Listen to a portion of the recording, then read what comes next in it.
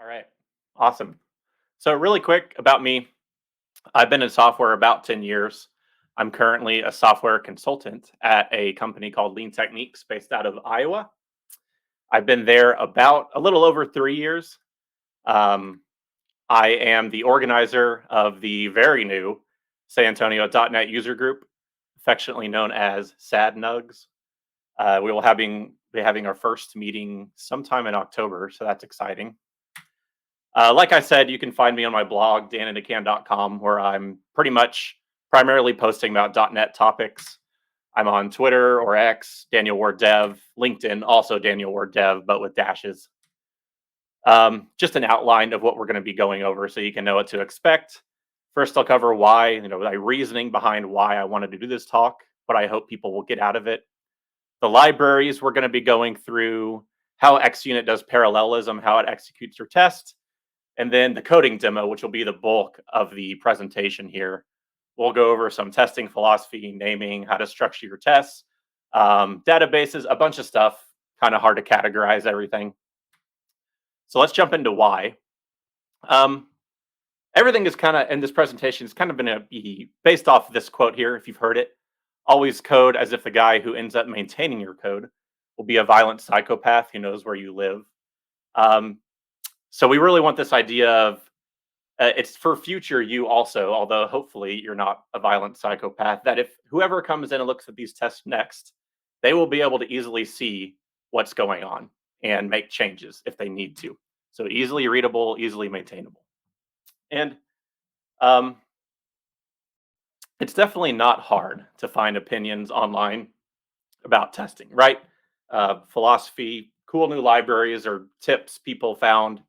Um, but I kind of see it as you get a bunch of puzzle pieces, and until you've done it yourself through this learned experience of doing it yourself, and especially working on a team with other devs, you kind of have all these puzzle pieces, but not the complete puzzle put together. And even worse, especially if you're new, you have these unknown unknowns, right? So you might not even know that you're missing out on something because you don't know the terms to search for with it. And these are things that working on a team can bring you. I don't think this talk is a substitute for learned experience, but I'm kind of hoping to, especially if you're new to testing, give you a high level overview. Here's like a screenshot of the complete puzzle, a primer with how I like to test. And if you're not new to testing, I'm going to have some more intermediate advanced stuff in here.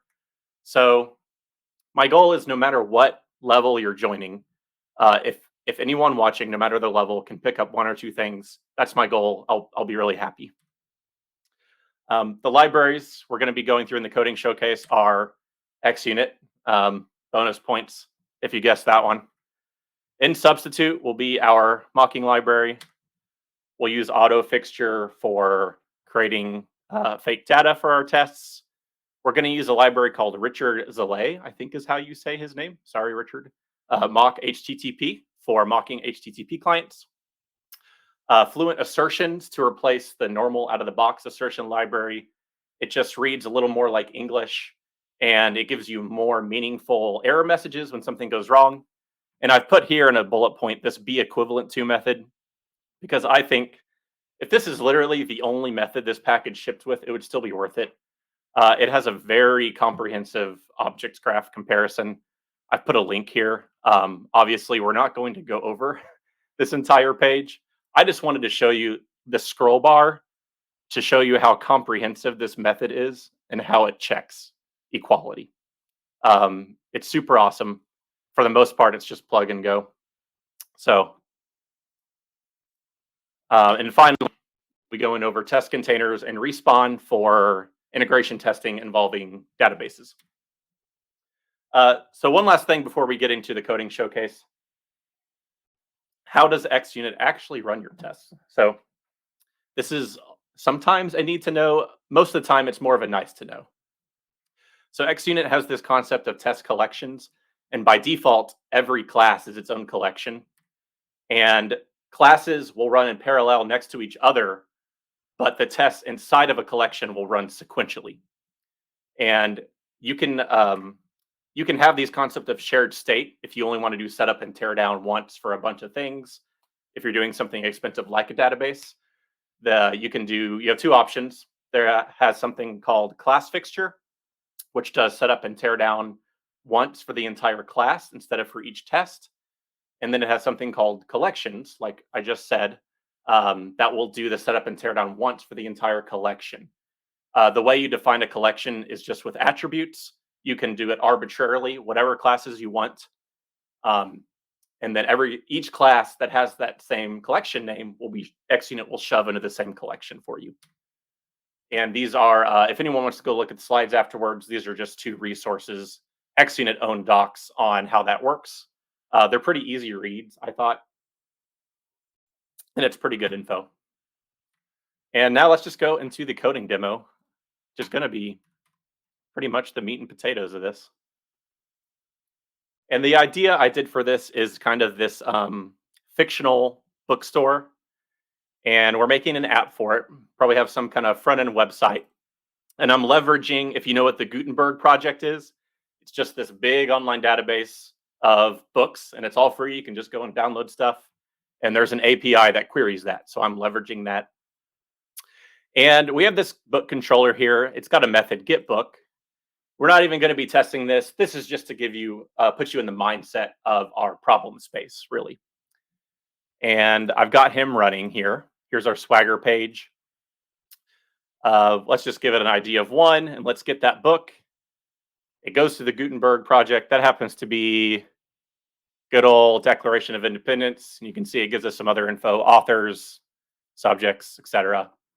We don't actually need this project running for the tests, so let's close that down. And what we care about, what we want to look at is this book client that the controller is using. So let's go to look at this method here. And he's really not doing that much either, to be honest. He's querying an API. And then if we get an exception, the only thing we want to do is if it's a 404, we don't want to bubble up that 404. We want to return null instead. So that's a business decision we've made. So let's go look at the test for this guy. Books, book client tests. Here we go. So before we even get into the content of the test, there are a few things we can glean from this, right? The first one is just my method name. You see, when getting a book returns successful response, then returns the book. And this is how I've been naming my tests lately, is literally just an English phrase and then replace spaces with underscores. I've also seen what I think comes from the Art of Unit Testing book, which is like unit under test, underscore conditions, so successful response, and then expected behavior, which would be returns book, something like that. I try to follow this given, when, then pattern, which you can see here. I just didn't really have a precondition for the given, but in my experience, this makes the test a lot more clear what they're supposed to be doing, at least.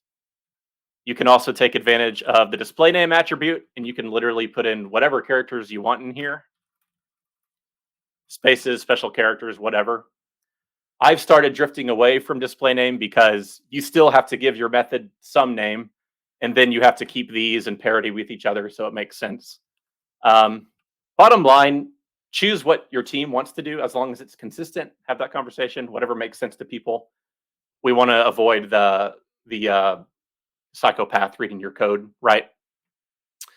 The next thing is how I structure the test. So when I was first starting to unit test, what kind of made everything click for me is this concept of arrange, act, assert. And that's just how you write the test. So arrange would be, setting up any mocks you need, setting up any data like this, creating your system under test. And the next step, act, is often a one-liner. It's just running the system under test. In our case, that's executing the get book method. And then the last step is assert, which is just saying, I'm making sure that thing I expected to happen actually happened.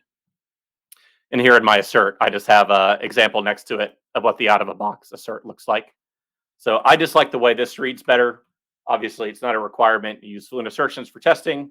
I think it helps with finding out what's going wrong with your test too with its error messages. So one last thing before we actually get into what this test is actually doing is how I've named my variables here. So I am making a random book and I'm calling that expected book, right? And then I'm making my system under test with the HTTP client. And then I'm actually running it and I call that actual book. And down here, it reads really nicely. It's like expected should be actual. And sometimes you'll see these just called expected and actual. But what I used to do, and what I see a lot still, is I would just call this book. And I would call this maybe, you know, result or something. And this test is simple enough that I can reason my way through it pretty easily still, but that isn't necessarily always the case. And if I see this up here at the very start of the test and I see that word expected, I know that that's basically like, oh, the entire test is going to depend on this variable, basically. It's hinging on this. And just kind of helps put my mind in the right space. And then when I see this with the word actual with the method run next to it, so, oh, this is the real system under test. This is what I got from it. And then when I see my assertion, it's very clear what's going on. So this is something that just seems really minor because it's not even a coding thing, really. It's just the English words you use for your variables. But in my experience, it makes a big difference in the readability and maintainability for it. Okay, finally, let's actually look at what this test is doing. So we're just creating, our random book, expected book, creating our mock HTTP handler so we can have a mock HTTP client, creating our system under test, getting the actual book that the system under test returned, and then making sure what happened is what we expected to happen. So I want to talk about HTTP client mocking now because I'm going to go over a few different ways to do this. This is maybe the most common one I see is to create your own custom fake class. So here I've made my mock HTTP message handler. It is an HTTP message handler. And there's really not much going on here, right? I give it a status code and the response content. And whenever Sunday sync fires off, it just spits those out. No logic, really, but it lets me have a runnable test. And that works. Possible downsides to that is I need to create my system under test in every single test, right? Because I'll probably need different values for the message handler per test. So that's kind of annoying. It's more boilerplate code. It's also less extensible. If I ever want to do different things, I'm probably going to have to create different HTTP handler mocks. And if I just want to add logic inside of it, it's sort of brittle, right? So it works, but maybe we can do better. So to look at that, let's go to the next method here, which is also for get book. Just verifying that when we get a 404, we do get a null response. So these are extension methods I've made, and I'm just going to spoiler you. I don't recommend you do it this way. So here are the extension methods I've made. If you've ever tried to mock set up Sunday sync, you have probably discovered that it's protected and you can't do that. Well, you actually can do that if you use reflection like this. It's very ugly. The advantage here is that now we do actually get to check, that it was called with the right method and that we actually get to check that the URI was correct. And then I have this other extension method that, it'll spit out any response content we want per test. So that is at least an improvement because we can create our book client in our constructor now at least. And we can even say with this third extension method, hey, you should have actually received this method. And that utilizes the received calls method from xUnit. In substitute. Again, this is not my recommended approach. It is a little cleaner maybe in your tests compared to a custom class, but you have to copy paste this into every project. To be honest, these methods are pretty ugly, right? It's going to be hard to extend these two. It's probably going to be hard just to sort of understand them. So let's go down to our third test here to see the way I do recommend. And this one is for a different method that we'll look at in a second. But this is using that Richard's, don't want to say his name, Richard Zalay, his mock HTTP library. And it's really simple. It has this mock HTTP message handler class. Just new up one of those. Um, I'm doing that here in the constructor, and then creating my book client. And then it's basically got those extension methods I made. It's all that in the library already, and a bunch more. So there's a bunch more options in here for you to do if you need them. So I'm saying I expect this get method with this URL to be called. And when it does, return an OK with this JSON response. And it just works. And the best part is this expect will actually make my test fail if this wasn't hit. There's also a .win if you don't want to do that, but I like that about it. So this is the way I do recommend. It also is agnostic of what mocking library you're using, so you can carry it over to different projects no matter what it's using. It's pretty great. So now let's actually look at this new method. It's running this get books added in month test name, calls endpoint with date range from given month. So into the book client, let's look at get books added in month, and it takes a month, which is an enum I've created, so you can only give it valid values. And then all it does this get date range extension method that I've made, and it sends that into a URL.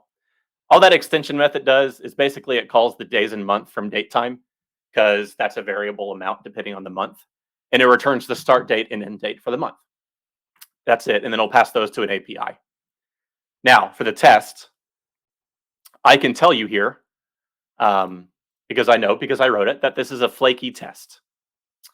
So something writer has for flaky tests, if you've ever run into that, it's extremely frustrating where it passes locally and then just every once in a while it fails in your pipeline and then your pipeline breaks. It's very annoying.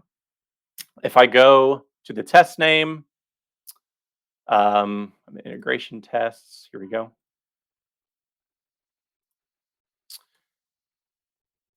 I say calls endpoint with date range from given month, and I right click on that and I say run selected tests until failure.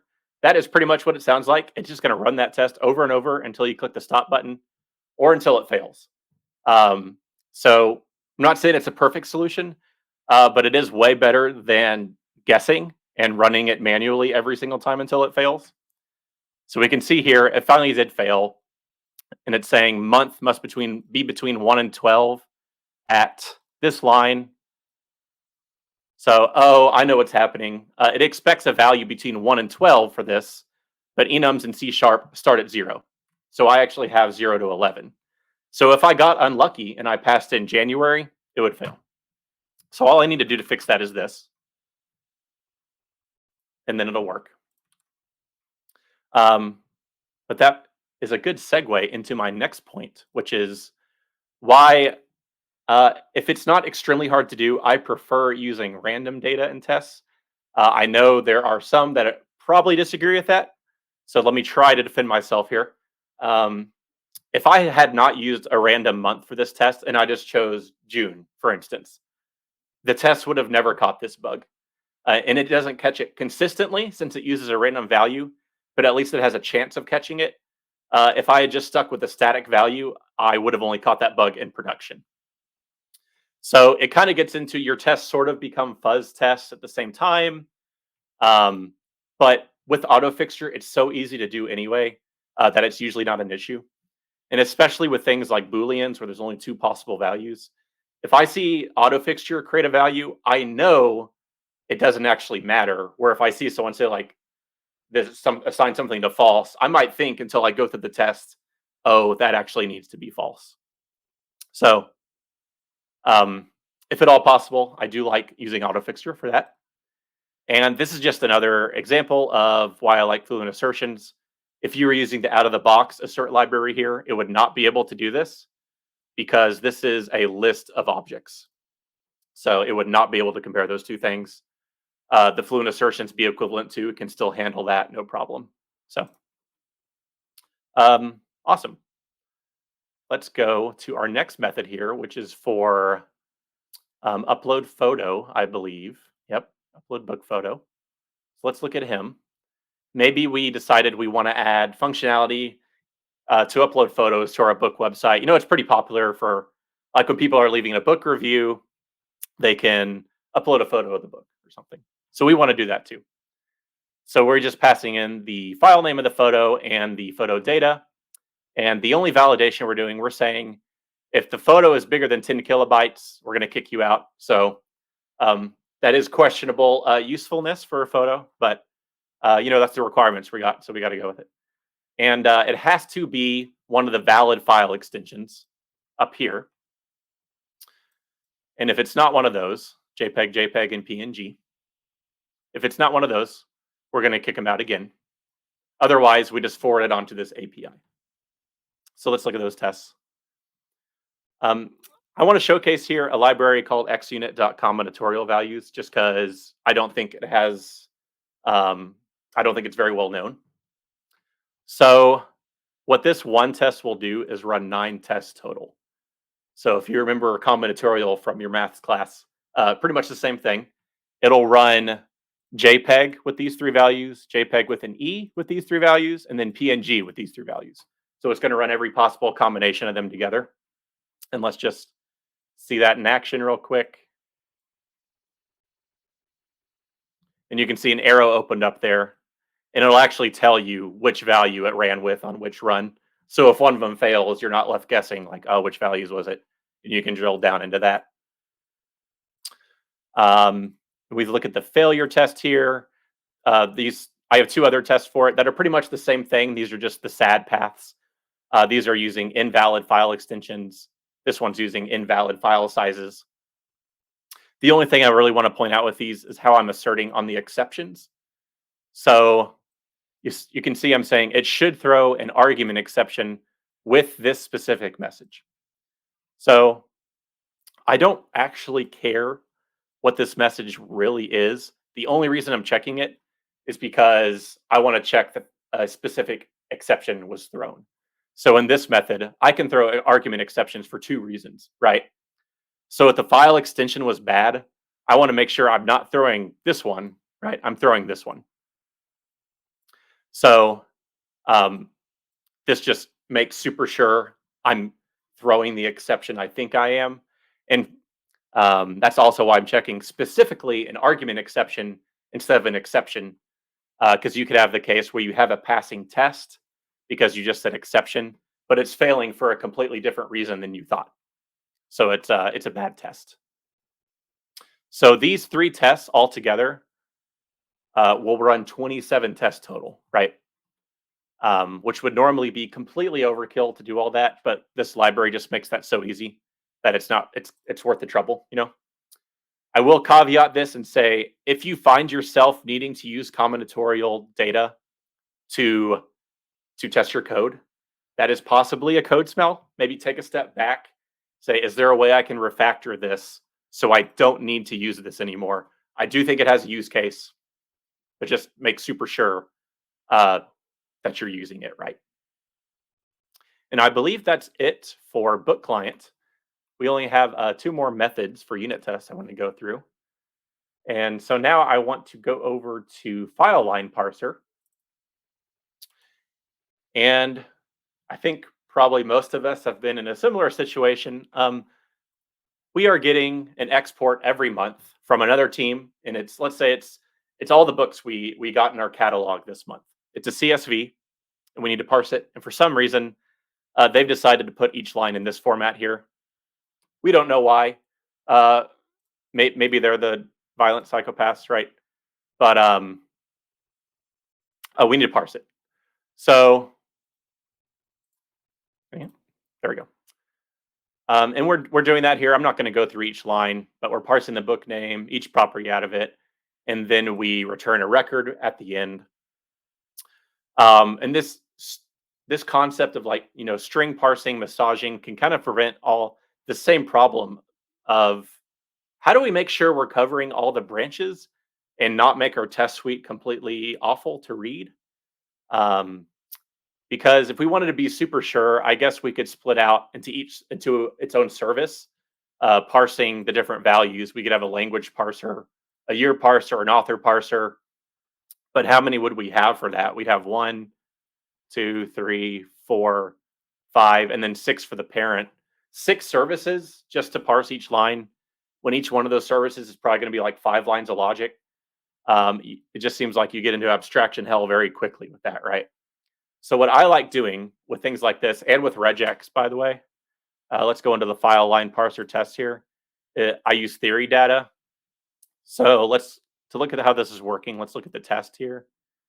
You can see it's a theory, and I'm saying member data, name of, and then whatever I named the variable, in this case, happy test cases. And you can put as many types as you want here. They just have to line up with the parameters in the test. So in this one, all I'm saying is parse the line from that theory data, and it should be the expected record also from that theory data. So, for example, this first one here, this is a pretty well formatted line. This is what you expect to see from that file. And this is the line data I would expect to get back. The second one, I threw it a little bit more of a curveball, made sure it will trim the book name, made sure it can handle hyphens and periods and empty values for some of them. I say, okay, well, this is the record I should get back from it. And then in the sad test cases, collapse that. These are all ones that'll throw an exception. So I just need the line. And I kind of put the test case in the line itself. So like book name without a closing bracket, line with too many semicolons, line just missing data, and empty string. These should all fail. So I still get to test a bunch of my branches, but my tests aren't completely unreadable, right? And I'll run these two here just to show you what they look like in the test runner. And you can see they do the same thing as that combinatorial data. It shows you which values it ran with, so you know if one of them failed, what you need to do. You'll also maybe notice all the values in my theory data are static values. If you want to have non-static values, they have another thing called class data that you need to use. Pretty much what it sounds like. It's a class instead of a member in your tests. So on to our last method here, which is lottery service. So let's say we wanted to implement this cool feature on our website where there's a raffle every month. Speaking of raffles, right? Where everyone who has purchased books on our site each month is entered. And the more books you've purchased, the better chance you have at winning. So all we do is we get their books purchased and throw that into an API, and it gives us back a lottery number. And if it's this winning lottery number, which happens to be 1, 2, 3, 4, 5, 6, 7, 8, 9, then we return true. So that's it. And let's say we only want to count books that are copyrighted, because if a book isn't copyright, that means it was free. We want to encourage purchases, so we're only going to count copyright books. So let's go into our test for that. When lottery number is the winning number, then it returns true. They won. So how I'm doing this is I'm creating several copyrighted books. I'm creating one book that isn't copyright, and then I'm slamming them all into the same list. And then I'm saying when process purchased books is called with any IEnumerable book, it returns the winning lottery number, and it just makes sure that it's true. So let's run that real quick. And we can see it worked, it passed, but it actually shouldn't have. Our code was wrong, and our test still passed. If you noticed, we only want to include copyright books, right? So what we really want to do is this, right? Ignore the books that are not copyright. But we didn't have that in there before, and our test still passed. So it's a bad test. So why did that happen? And the reason that happened is because of this arg.any here. We're saying when this is called with any enumerable of book, we're going to return the winning lottery number. Really, since we're passing in this all books, which has a non-copyright book, what we really want to make sure is that this was called with copyrighted books to make sure our logic is working correctly. And the reason I think people shy away from this is because, admittedly, doing an arg.is of a list of objects is completely awful. It's ugly, takes forever to do, it's long, it's not fun. So it sure would be nice if we had some method that had a massive object graph comparison with a really small scroll bar that we could leverage. And oh wait, we do. We have the one from fluent assertion. So maybe we can make use of that. So let's go back into my in substitute extensions here. Um, I'm going to show you what I've made here. I named my class arg is. The arg class is static, so you can't extend it for unfortunately. So I was a little cute with my name here because arg is still reads very closely to arg.is, right? Okay. So we're going to be using this equivalent to method in here. And you can see this is actually using an arg.is inside of it. And in the Lambda, we're calling this matching assertion here. And you don't have to understand this right away because this involves some fluent assertions knowledge. So go back and look at the repo later if you need to. But this takes just any action. We'll create a new assertion scope inside of it, run that action, then return basically just if there are any fluent assertion errors. So we're going to say in here, it runs that matching assertion method. And then there, we're going to run the should be equivalent to. So again, this is kind of a lot to swallow all at once, but let's see what that looks like in practice. Actually, let's comment this out so we have a comparison. So this will become arg is equivalent to copyrighted books. And now let's try that.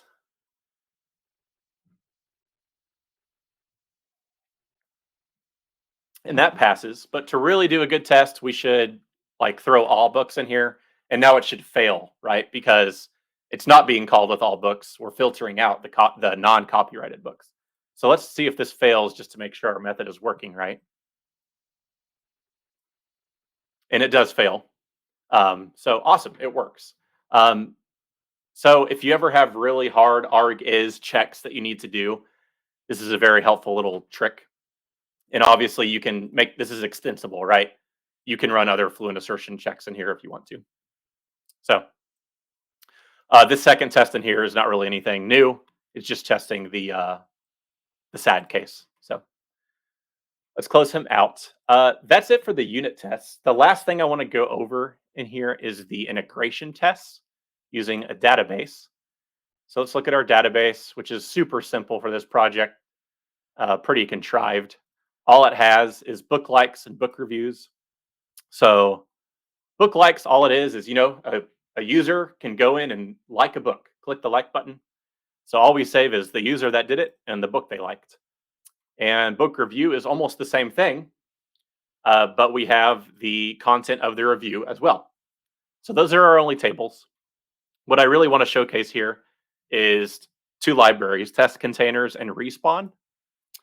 So I'm not going to go over how to set up a web application factory for integration tests because there's a bunch of resources for that online and that would take too long. But what I see probably is the most common thing to do, and what I used to do for a long time, is you either use the AF Core in-memory provider or the SQLite provider. So I think Microsoft themselves even recommends you don't use the in-memory provider except for like overly simple situations. So probably the SQLite provider.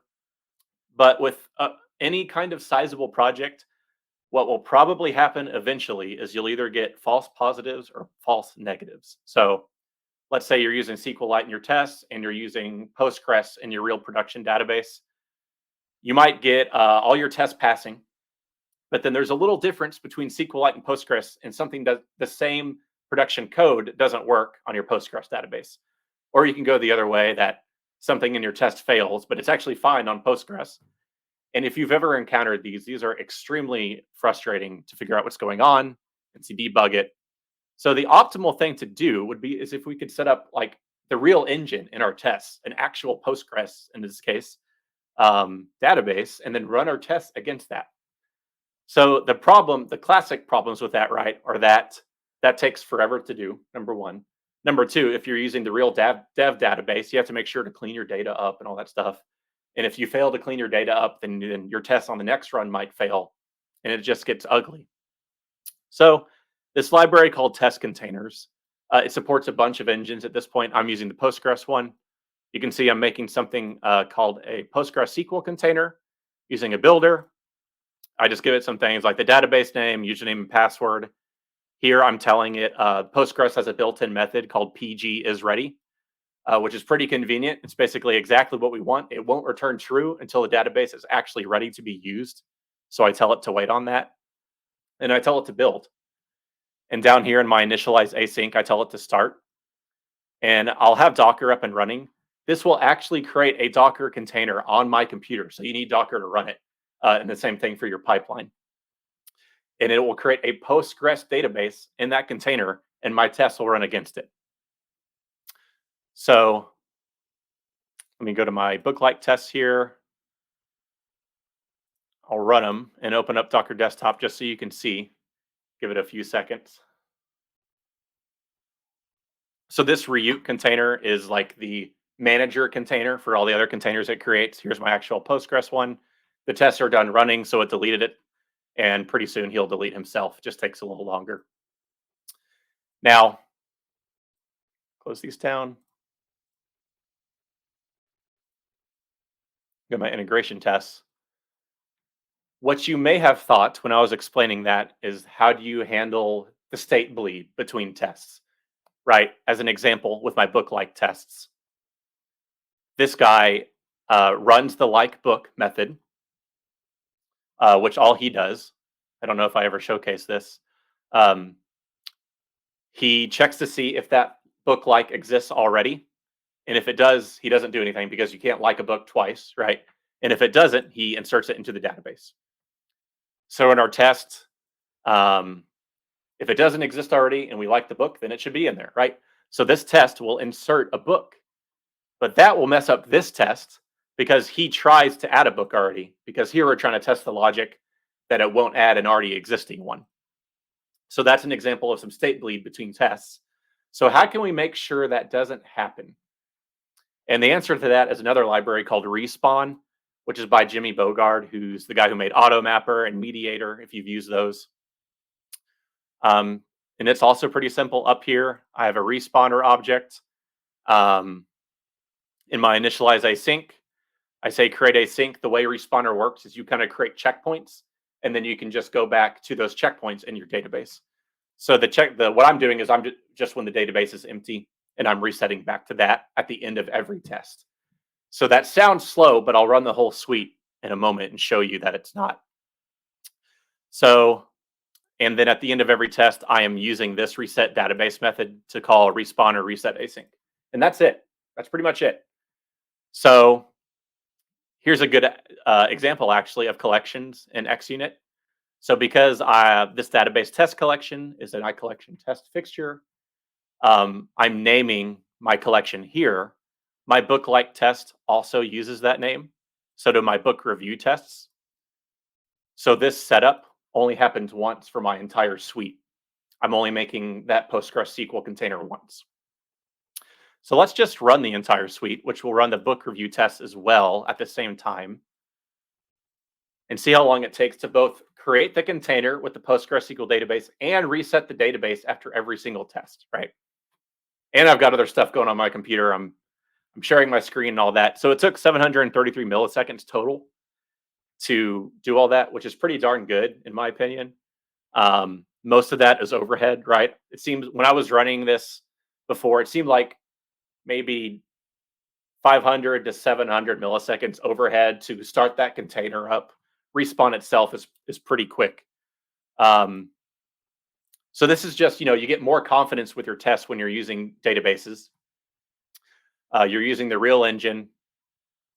I realize with test containers specifically, this might be a little bit of drinking from the fire hose, but like I said, the repo is out there. So hopefully you can glean some things from that. And I believe that's it for the coding showcase. Me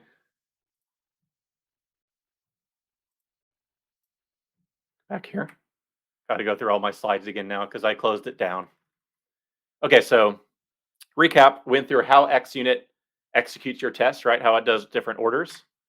We went through a few different libraries and why you'd want to use them. Some of the patterns and like testing tips, I guess, philosophies I've picked up that I found helpful. I don't want to make this come across as like this is the way you have to do it.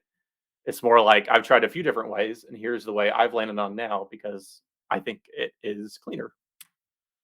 We went through combinatorial data, theory data, and class data, the be equivalent to from fluent assertions, and how you can leverage that for in substitute.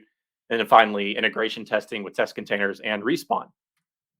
So that's it. Thank you. And thank you, JetBrains, for having me. Um, there's my social information again. I think we do questions now. JetBrains people correct me if I'm wrong. Yeah, we can definitely do some questions. Yeah. We But might be over. So sorry. no, no, no, we're not. We got plenty of time. Again, you have the You're benefit of being the last, Right. so Yeah. we could stay here all night. I mean, Martin's gotten in his pajamas. We're Yeah. ready to go. Colin told me before this started they were saving the best for last. That's why I'm here. So.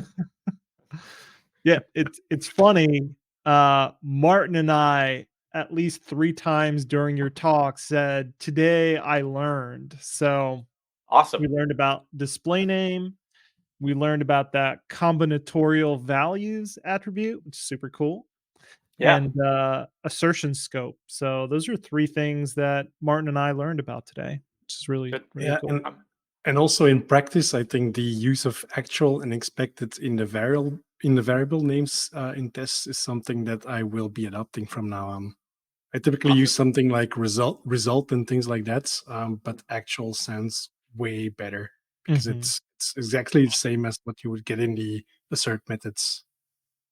I take royalties on that. So I'm saying it. Just a warning. The check is in the mail, Yeah. Daniel. It's in the Okay. mail. Cool. I have a question for you. You jump between integration tests and like mocking. Like, in your opinion, when do you decide to use one over the other? So I do both. I try to cover the testing pyramid right. Hmm. Um, I still might use mocks in my integration test. An integration test to me doesn't necessarily mean I'm using the actual dependencies. It just means I'm integrating multiple units together for the same test. Hmm. So I might use mocks. I might not. It depends on what gives me confidence and how awful it is to write it, honestly, and read it. So Okay. Yeah, I guess that makes a lot of sense. I mean, I think the like follow up question to that, like I'm guilty of doing this. I think every developer who touches a mocking framework is guilty of doing this. But like, how do you make sure that your unit tests actually test something of value? Because at some point you could mock away everything and be left with a test that's like not doing much for you. So, how do you keep yourself from like going mock crazy? yeah. Typically, I try to mock those. The only real code I want running is my system under test. I don't want Mhm, anything else causing the test to fail. So if I have to go mock crazy for that, that probably means my actual production code is kind of messy. Something in there, a lot of dependencies or something. I shouldn't mhm. have to go mock crazy for a test, right? That might be pointing to a design issue. So Yeah, that's this is a great answer. Martin, do you have any questions? Yeah, we covered a little bit about testing with data. So, for example, the combinatorial values, the use of custom data that you inject into tests, and so on. Do you see any mistakes that folks typically do when they are writing their test suites? I've seen a lot. I've seen people mock the unit under test before. Don't do that, obviously. Um, um, I have seen uh, pretty much. I think pretty much everything I could think of. I tried to put in the presentation. To be honest, like variable names, honestly, is a big one. If I look at this, and be like, "What the hell is this doing?" A big reason is the variable names, um, especially if you use like abbreviations and stuff. I very much favor long names that describe what it's doing over abbreviations that is a mystery. Um, yeah. So, I have another question for you, Daniel. You mentioned 10 years in .NET. you said you've seen things. You also mentioned you work with a potentially a lot of psychopaths that are out to get you. Yeah, So yeah. I'm worried for your safety. I want to put that out there. If you need help, just give us a call. We'll come help you out. But Well, I've been a consultant the past few years, right? So you have to be a psychopath to do that anyway. So it's not so bad. Yeah. yeah. I guess the question I have for you with those 10 years of experience, um, have you found .NET has gotten easier or harder to say unit test or integration test? And what are some kind of notable areas of .NET that you feel have maybe gotten better or worse? So I will say I was definitely not doing testing for all those 10 years. Okay. So I can't talk for all of it. But one specific thing that comes to mind is records. So records use value equality for checking. So you can use like argis for them and it'll actually work. Hmm. So you don't have to do any tricks with that. That's definitely something. I don't know if this was always around. At least it was just not the knowledge I had how to use HTTP client correctly and like inject it or maybe use a factory. That's gotten a lot easier, at least since I started doing it the correct way with typed clients, and Hmm. I find that lends itself to testing very easily. Um, yeah. Yeah, I mean, maybe Martin can kind of chime in on this because he manages a website. When you're writing unit tests, another big thing from a long time ago was HTTP context, which kind of has a similar profile to HTTP client. And I've seen a lot of people and personally tried to mock that out. And yeah, that has a lot of properties. Like, Martin, do you have any experiences trying to do that? I have traumas from trying to do that. I don't have experiences. Yeah, the scars run deep Yeah. with trying to mock HTTP context. Yeah. Yeah, we just got a new question in the chat, and I actually think that's a really interesting one. When do you start conducting, or when you start writing tests while you are developing? Do you do that while you are still implementing the codes of the system under test, or do you wait for it to stabilize a little bit, and maybe even wait until the development of certain parts is completed before you start writing unit tests for them? Hmm, it's a really good question. Yeah, that's an awesome question. This is one of the things we try to. We don't push it on people, but we at least try to make them aware that it exists as a TDD in the red green refactor. So like that's the goal, right? Sometimes you're not going in greenfield, but if you have that advantage, I start writing the test before the code is written, right? So you start with the test. The test should fail, then you go write part of the real code that makes it pass. Then you run your test and keep adding logic that way until your requirements are complete. And this gives you the advantage of you can keep the test around for regression purposes, right? But also, uh, the other big main reason you do that is for design purposes. TDD is some kind. It's called test-driven design. So you're more, I find in my experience, you're more likely to end up with code that doesn't lead you into mocking hell when you do that, because really all the test is doing is forcing you to consume your own library, right? And if that's hard to do, maybe you need to refactor anyway. If you don't have the advantage of going in on a greenfield project and there's a bunch of code with no tests already, that's harder. Um, you try to do like some black box testing then, which would be where you go in and write a test. You say like, I don't know what this method does, but I know when I give it this input, I should get this output. And if that ever breaks, you at least have some form of regression testing, and you can just keep improving that as you go. Oh, Mhm. Yeah. yeah. I mean, a good follow-up question to what our chat has asked is like, obviously, when we're writing a test suite, when we start out, we kind of don't know how our systems are going to evolve over time, and the business context and the solution context changes. How do you and your team decide like these tests are valuable? These tests have kind of like outlived their usefulness and maybe are brittle or a burden for our team to maintain. Like, how do those conversations happen within your team? Yeah, that's a good question.